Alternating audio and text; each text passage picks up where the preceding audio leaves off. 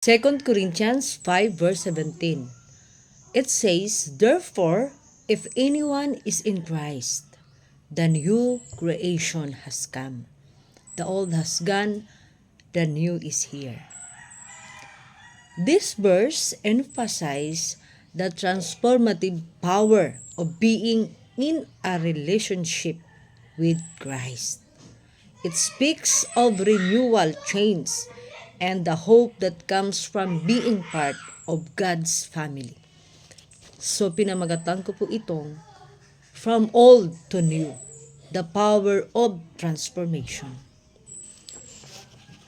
The context of 2 Corinthians 5 verse 17, it says, Paul's letter to the Corinthians, where he discusses themes of reconciliations, transformations, and the new life believers experience in Christ.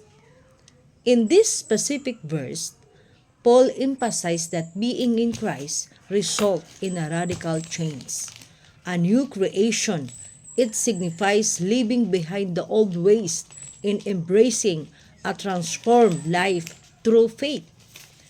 The broader context includes teachings on God's reconciliation with humanity and the ministry of reconciliation entrusted to believers. So the new creation is described 2 Corinthians 5 verse 17. Therefore, if anyone is in Christ, he is a new creation, the old has gone and the new has come.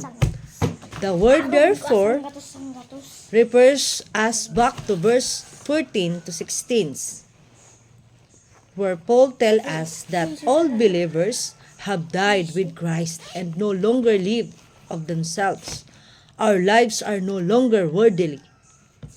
That are we now spiritual. Our death is that of the old sin natures, which has nailed to the cross with Christ. It was buried with him, and just as he was raised up by the Father, so we are raised up to walk in a newness of life. Romans 6 verse 4, that new person that was raised up is what Paul refers to 2 Corinthians 5 verse 17 as the new creation. Kapag ang isang tao ay binago ng Panginoong Hesus, magkakaroon siya ng new transformation, new holiness. Kaya napakahalaga na manawaan po natin ang salita ng Panginoong Hesus. To understand the new creation, first, we must gap that there is in fact of a creation, sometimes created by God. Dian 1 verse 13 tell us that this new world was brought about by the will of God. We do not inherit the new nature from our parents or decided to recreate ourselves anew. Neither did God simply clean up our old nature. He created something entirely fresh and unique. The new creation is completely new, brought about from nothing, just as the whole universe was created by God. Example, nihihilo from nothing. Only the Creator could accomplish such a feat. So second, all things have passed away. The old refers to anything that is part of our old nature. Natural pride, love of sin, reliance on work, and our former opinions, habits, passions. Most significantly, what we love has passed away.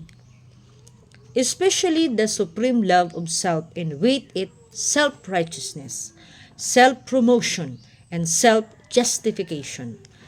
The new creator looked outwardly towards Christ instead of inwardly toward self. The old thing died, nailed to the cross with our sin nature.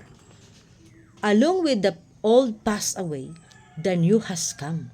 old dead things are placed with new things, full of life and the glory of God. The newborn soul delight in the things of God, abhors the things of the world, that the flesh, our purposes, feelings, desires, in understanding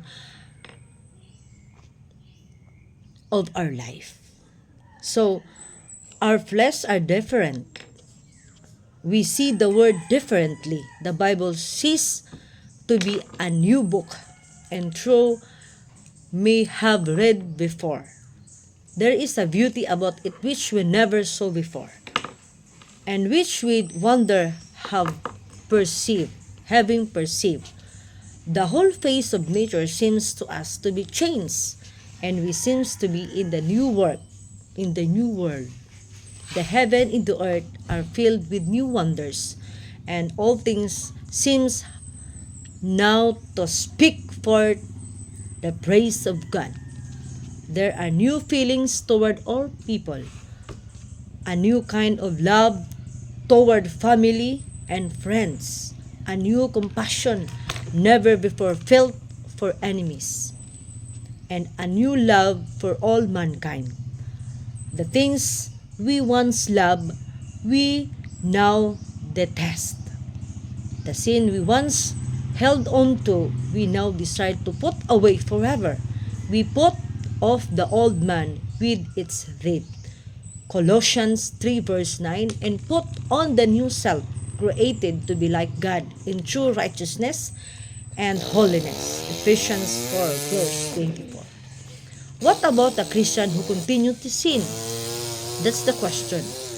This is different between continuing to sin and continuing to live in sin. No one reaches sinless perfection in this life, but the redeemed Christian is being sanctified, made holy by day, sinning less and hating it more each time he fails. Yes, we still sin, but unwillingly and less frequently as we matured.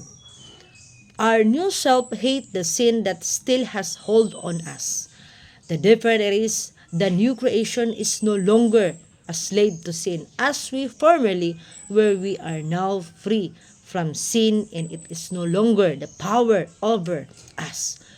Romans 6 verse 7, now ourselves died to sin but alive to God in Christ Jesus. Romans 6 verse 11 and 12, best of all, now we have the power to choose the latter. The new creation is wondrous things formed in mind of God and created His power for His glory.